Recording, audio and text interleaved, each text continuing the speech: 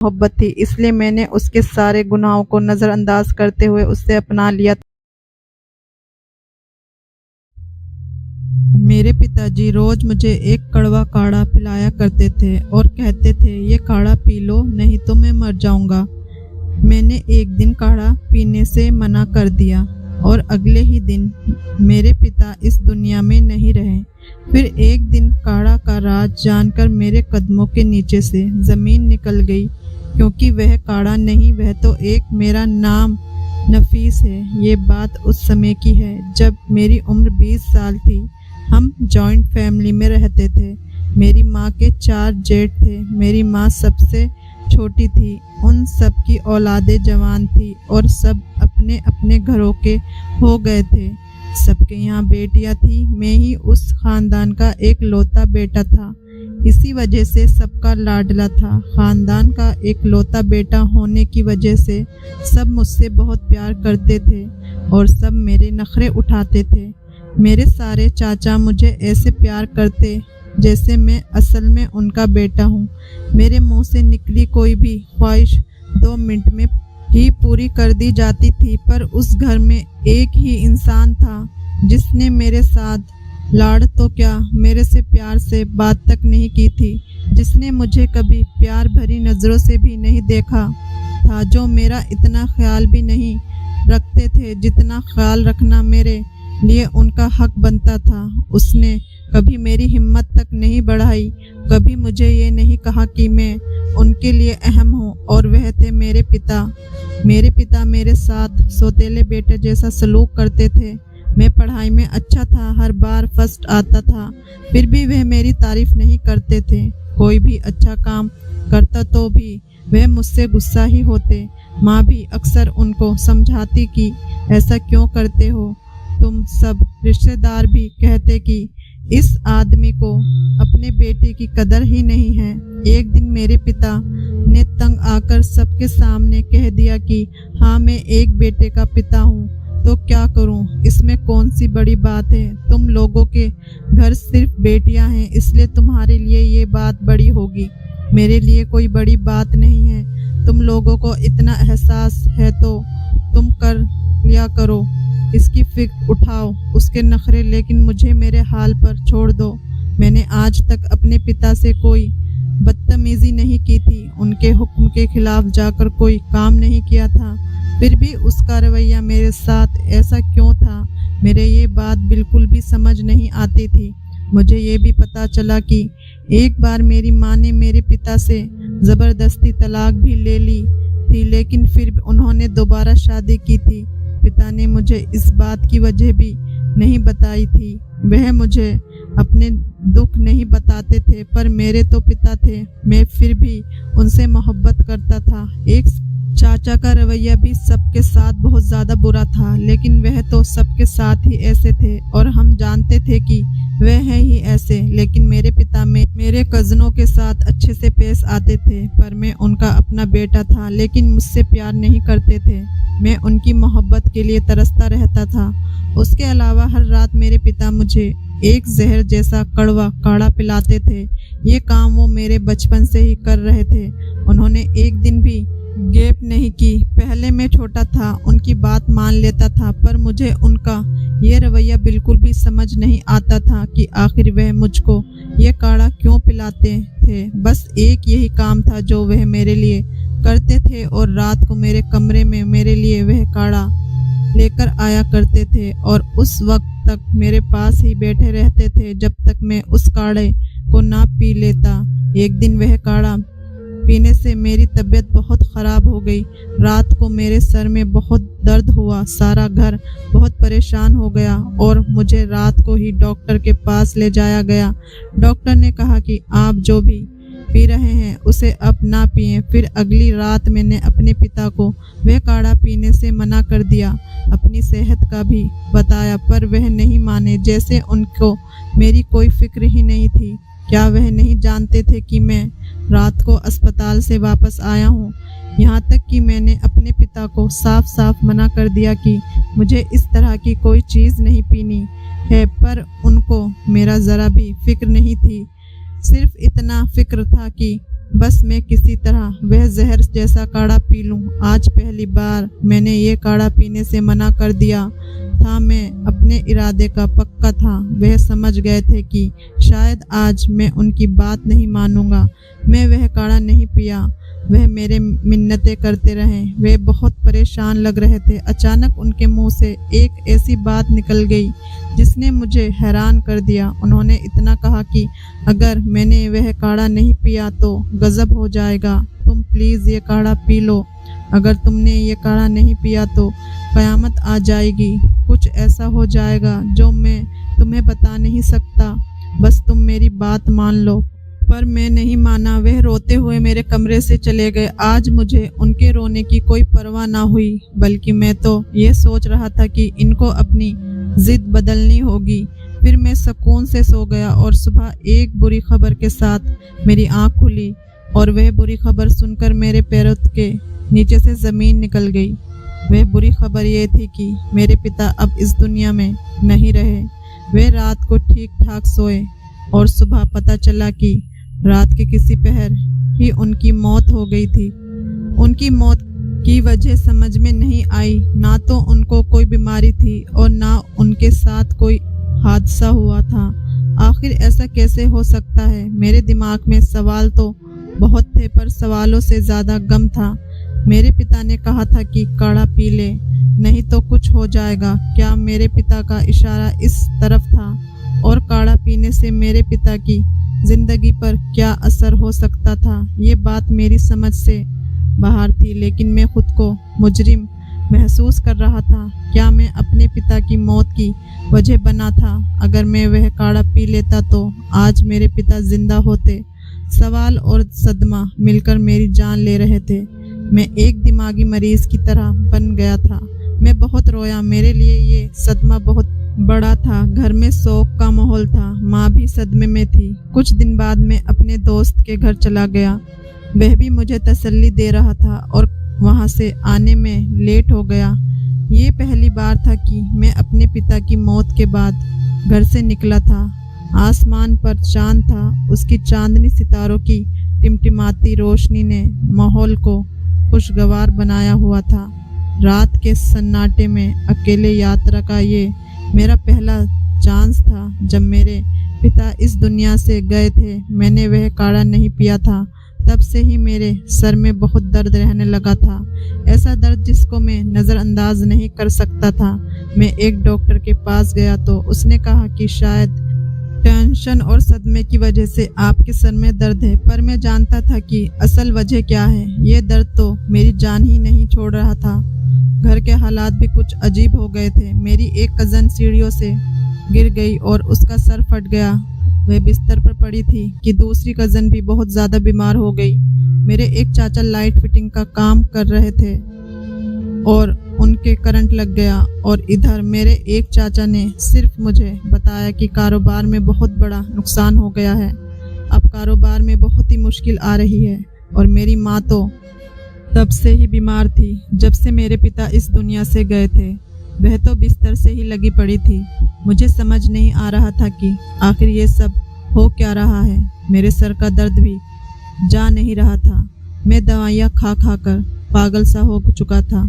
चाचा ने कारोबार में नुकसान की बात मेरी माँ को ना बताई और मुझे भी कहा कि ये बात घर में ना बताना, नहीं तो सब और भी परेशान हो जाएंगे। सब कह रहे थे कि जब से मेरे पिता गए हैं तो घर के हालात भी ख़राब हो गए हैं। पर मुझे लग रहा था कि बात सिर्फ यही नहीं थी, बात कोई और भी है।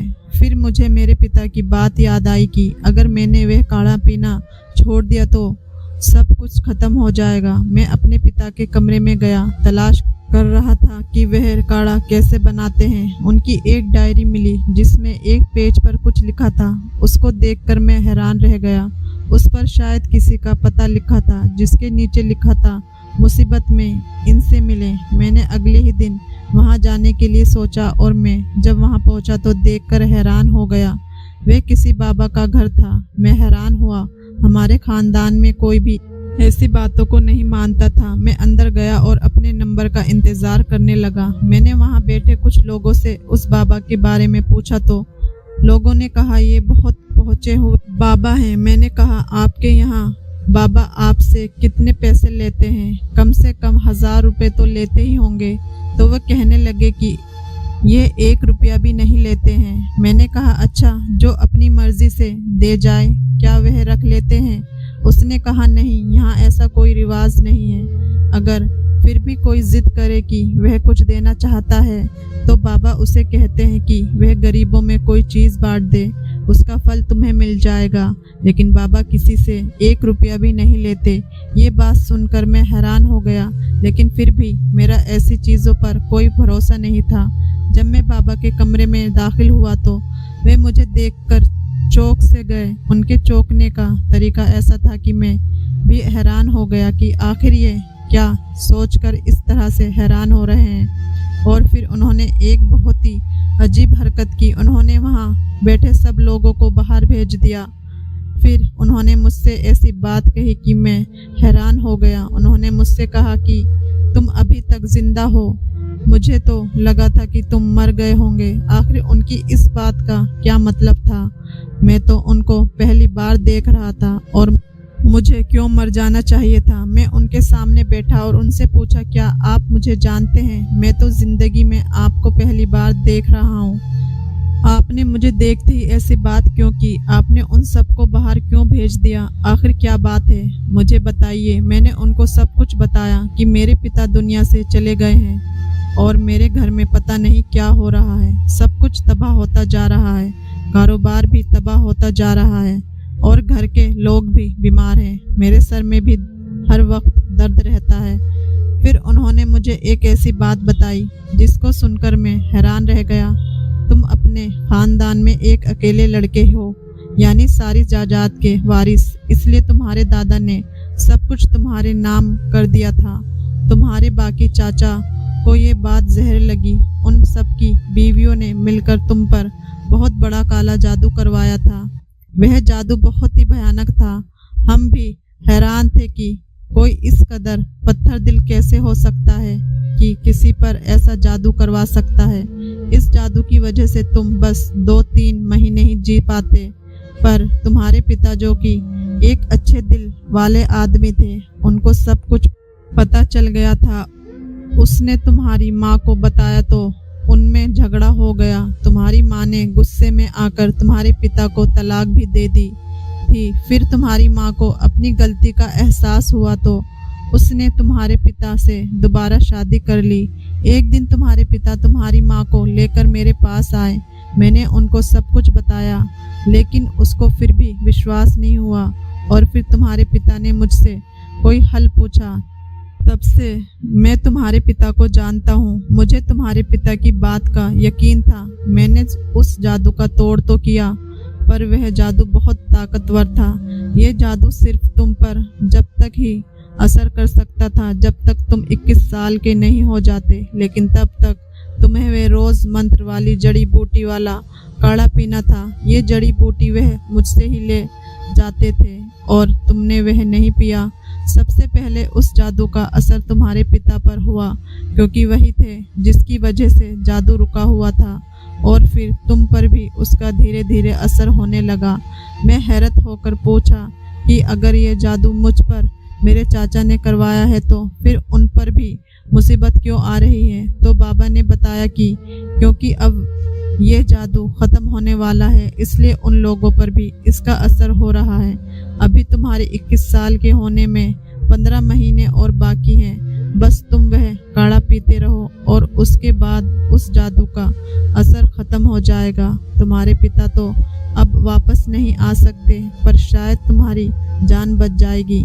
वह इसलिए तुम पर शक्ति करते थे ताकि तुम उनसे डर कर रहो और उनकी बात मानो, वरना वह तुम्हें रोज ऐसा कड़वा काढ़ा पीने पर मजबूर क्यों करते? फिर जब मैं वहां से वापस आया तो मैं बहुत दुखी था। मैंने अपनी जिद में आकर अपने पिता को खो दिया। एक बार भी नहीं सोचा सका कि पिता तो पिता होते हैं, उनकी मोहब्बत कभी कम हो ही नहीं सकती। मैंने अपनी माँ को ये सब बताया, लेकिन मेरी माँ अभी भी वे बात मानने को तैयार ही नहीं थी।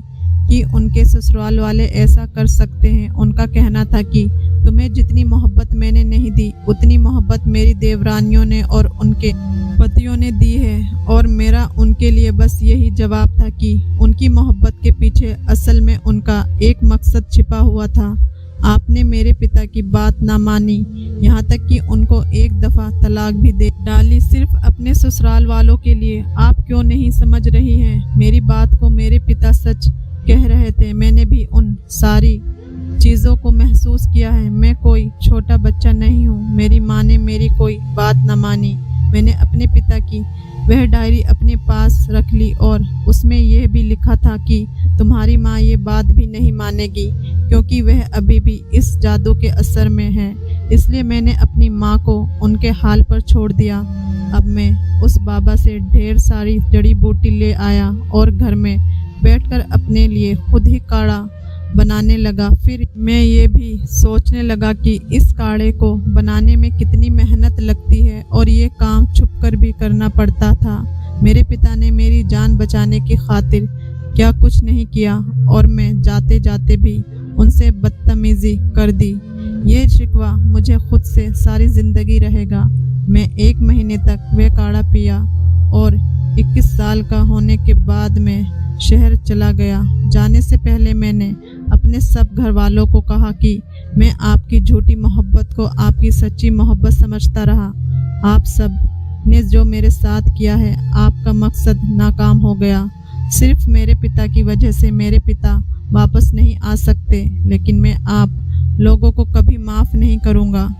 मैंने वह घर छोड़ दिया और शहर में ही रहने लगा। बहुत मेहनत की, पढ़ाई की, अपना घर बनाया और फिर एक होटल बनाया जिसको अपने पिता का नाम दिया। इस बात का मुझे बहुत दुख था कि मेरी माँ मेरे साथ नहीं आई। एक दिन मैंने उनको अपने घर के बाहर खड़े देखा। मुझे बहुत खुशी हुई। वह मेरे सामने हाथ जोड़ने लगी, कहने लगी कि तुम सच कहते थे बेटा, और तुम्हारे पिता भी सच कहते थे। मैं ही बदनसीब थी। अब मैं तुम्हारे साथ ही रहूंगी और तुम्हारा साथ दूंगी। मेरी माँ ने यह भी बताया कि मेरे जानने के बाद उस घर में बहुत मुसीबत आई। शायद उनको उनके कर्मों की सज़ा मिल रही थी।